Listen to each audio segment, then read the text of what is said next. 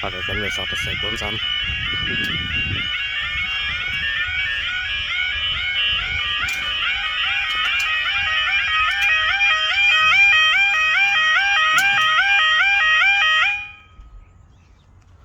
I literally didn't even hear station is around, so I was already trying to say when if the train was coming out because I thought the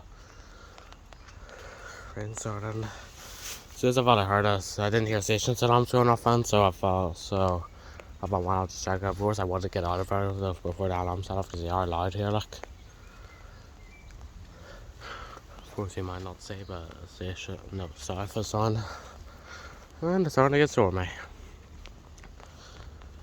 I guess they just found the silence here. Like, I thought it was only just one here, but no, there's one right here as well. Like, all four sides.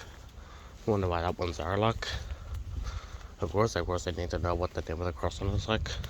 In case they mistakenly call it as the old Cullybackey Road crossing. Or some do.